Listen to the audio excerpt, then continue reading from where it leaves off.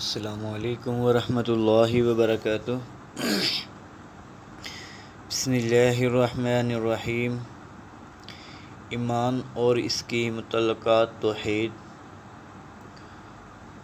توحید کے معنی یعنی ایک اللہ تعالیٰ کو اس کی ذات، اس کی صفات اور اس کے حقوق میں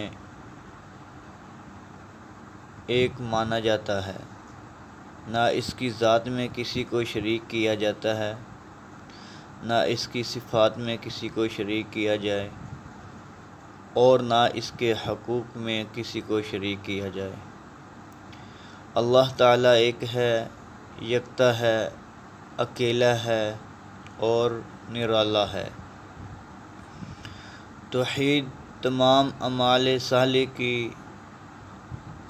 اصل ہے۔ اگر توحید نہیں تو تمام اعمال صالحہ بیکار ہیں۔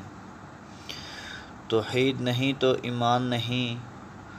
توحید اور شرک ایک دوسرے کی ضد میں ہیں۔ توحید کے بغیر نجات نہیں اور شرک کی موجودگی میں نجات ناممکن ہے۔ شرک کسی حالت میں معاف نہیں ہوگا۔ اللہ تعالیٰ فرماتا ہے قرآن مجید میں، ان اللہ لا یغفر ان یشرک بہ ویغفر ما دون ذلک لمن یشاء ومن یقترف باللہ فقد افتری اثما عظیما۔ سورۃ النساء۔ بے شک اللہ شرک کو نہیں بخشے گا اور اس کے علاوہ جس گناہ کو جس کے لیے چاہے گا بخش دے گا۔ اور جو شخص اللہ کے ساتھ شرک کرتا ہے بہت برے گناہ ارتکاب کرتا ہے، بہت برے گناہ کا ارتکاب کرتا ہے۔ ایمان لانے کے بعد جو شخص شرک کرے گا تو اس کا ایمان اس سے کوئی فائدہ نہیں پہنچائے گا۔ ایمان ہی مفید ہوگا جس کے ساتھ شرک کی آزمائش نہ ہو۔ اللہ تعالیٰ فرماتا ہے، الذین آمنوا ولم یلبسوا ایمانہم بظلم اولئک لہم الامن وہم مہتدون۔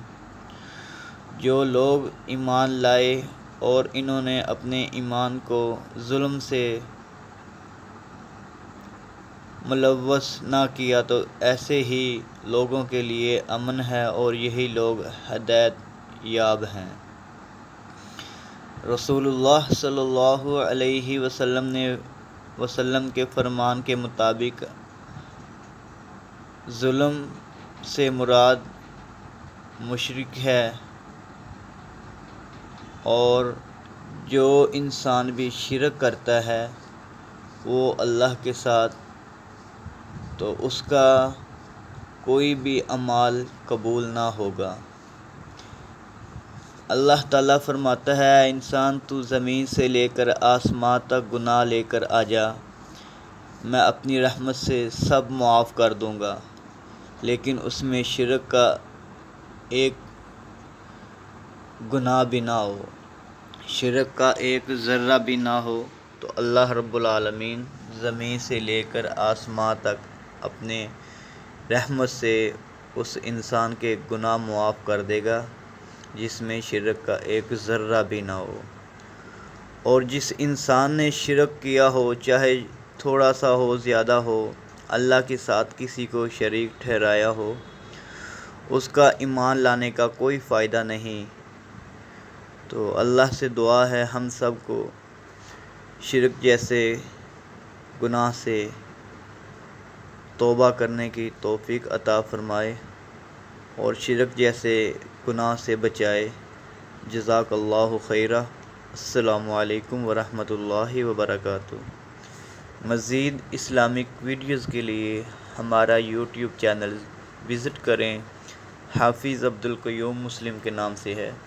جزاک اللہ خیرہ۔